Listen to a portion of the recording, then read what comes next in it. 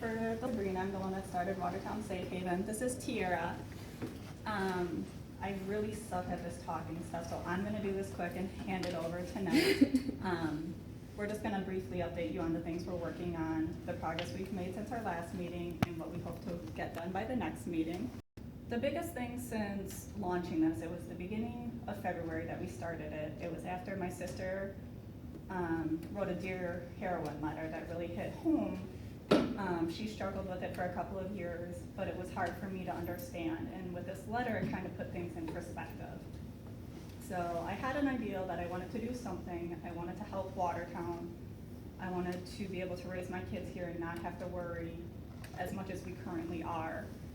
So I reached out to Tiara. I threw some ideas at her, and this is what we've come up with so far. A lot of people have reached out to us since then. Like, if I could show you the overwhelming amount of emails and Facebook posts and messages and text messages and everything like that that come pouring in from people just saying, thank you, this is what Watertown needs, how can I help, what can I do?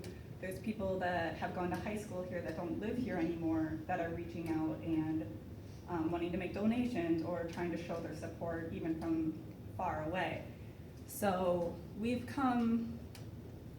formed close relationships with a lot of the people. We have Watertown Police Department, Rogers Memorial, Watertown Hospital. We have a bunch of local drug and substance abuse counselors on board, Dodge and Jefferson County Human Services, and that list is growing.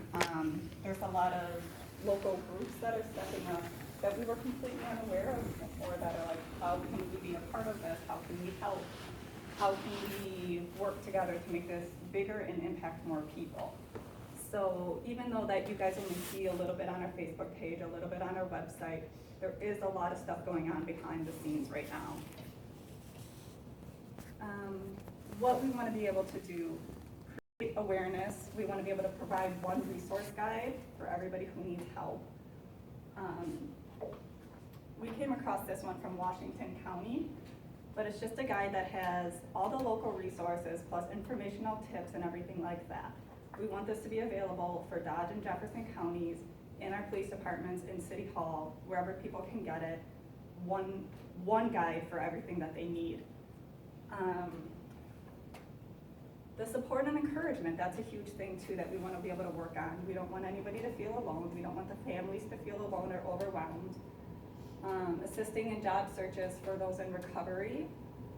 Educate, that's a huge thing I'm working on right now. I'm trying to get into the high school before the end of the school year to be able to get these kids something before summer.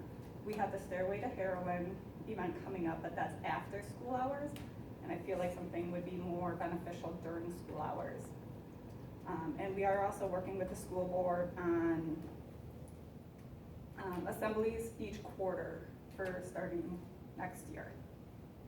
Verifying insurance, that's a huge part of getting treatment and the first step to getting help of what your insurance is going to cover and where you can go. Informing loved ones, we want to be able to help you tell your spouse, your family, your parents, anybody. Sometimes that's the hardest step, is admitting it. Assist in safe detoxing, that's where Rogers and Watertown Hospital are coming into play. Transportation, getting people to their appointments, to treatment, to their PO, to job interviews, anything like that. Inspiring other communities. We've already had a lot of people reach out, like Lake Mills asked us to step out that direction and help them. We have some people from Oconomowoc asking us to help them. We teamed up with another group from Dodge.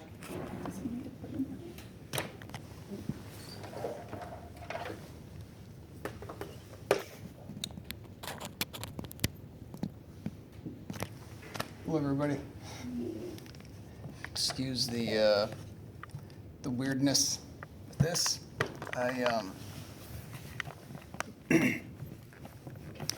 I do a podcast called Recovery Revolution every Wednesday, and I thought that this would be a great opportunity to, instead of doing that, where I normally just kind of like talk about some sort of random topic that's recovery related, that I would incorporate this event with the podcast. So I really appreciate that you're letting me do that, and I really appreciate being here.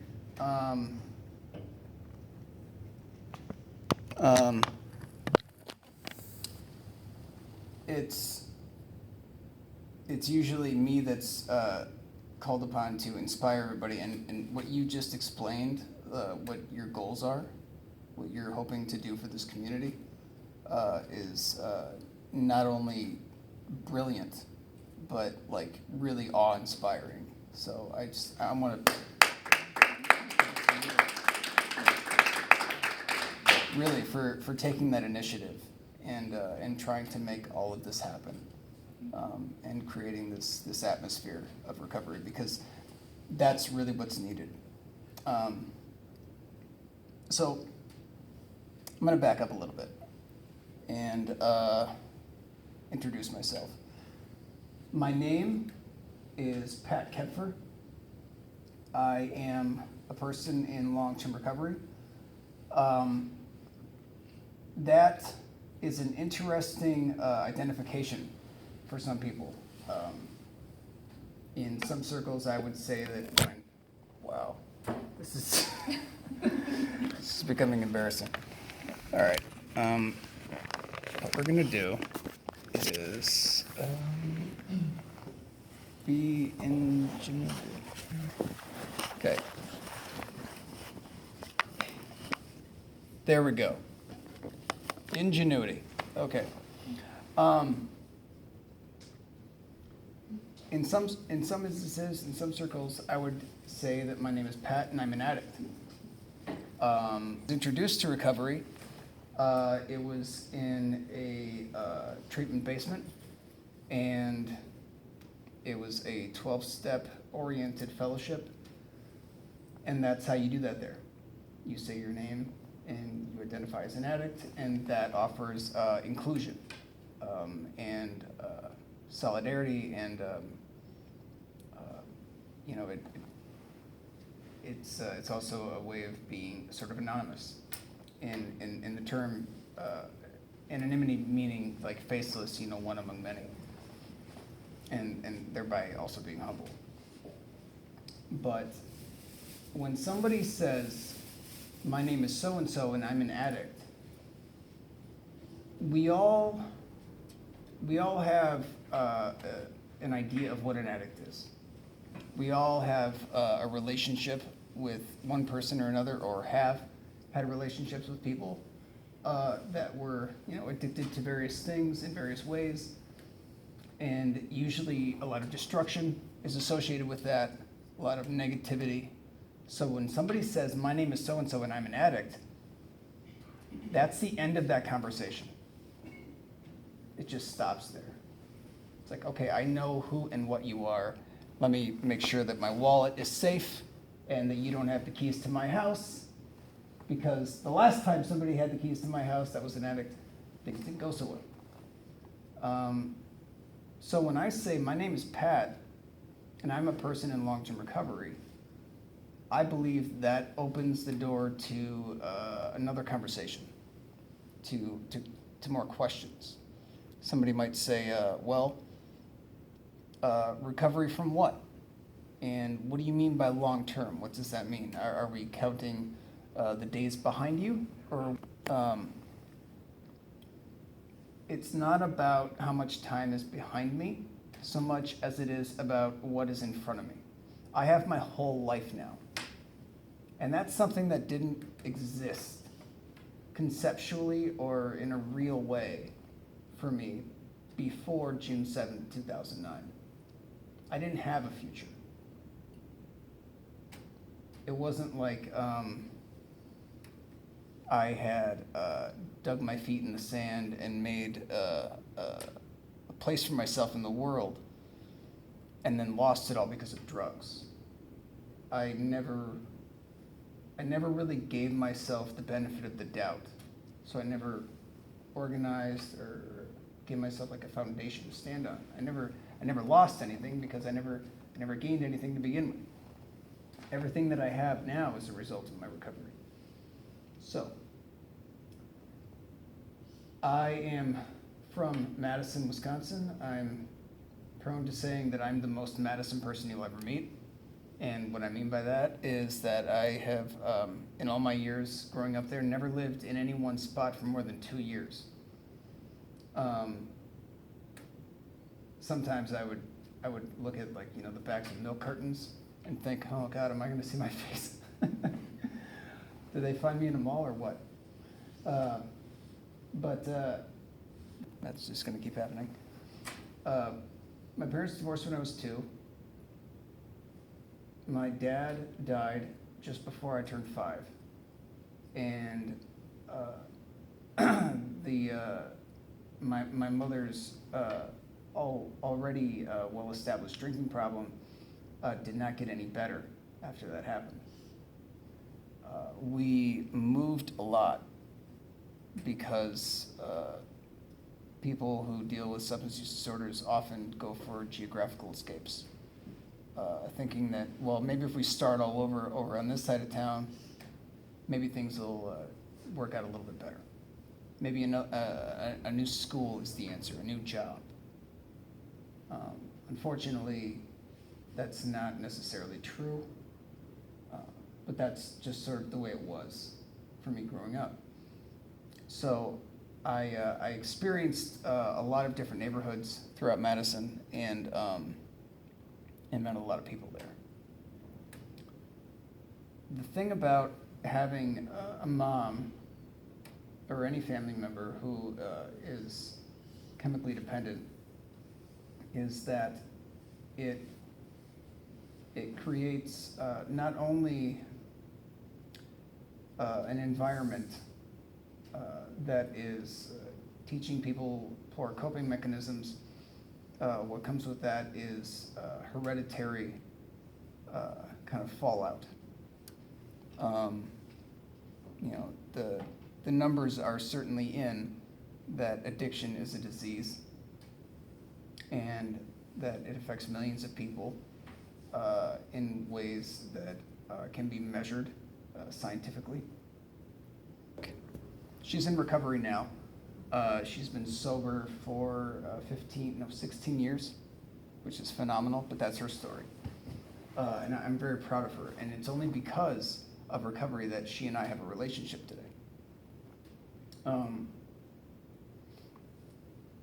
But, her passing that along to me, along with, showing me that when life gets hard, when things get painful, the way to deal with that is to pick up a drink or a drug. That was what I learned. That's what I saw. And that was my experience.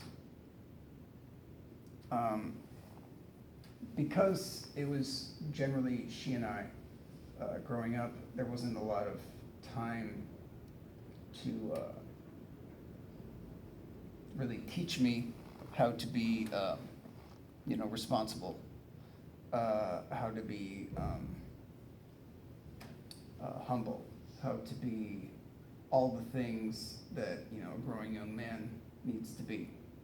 So I kind of had to make a lot of it up as I went along. And, I made friends with people that I thought could teach me stuff.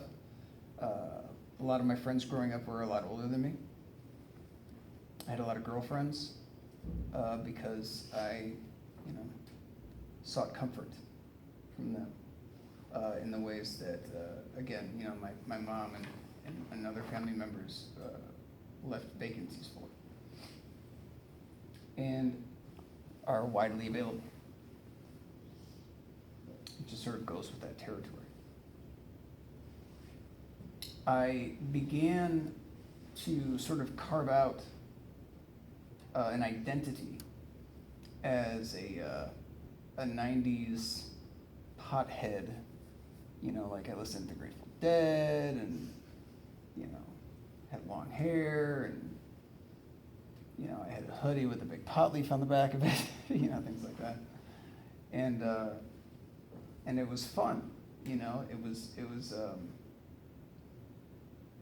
was like a good time. I was reckless and had no responsibilities. And and yet still very much aware of the fact that everything I did to cover up how much I was hurting as a person. Now, I can't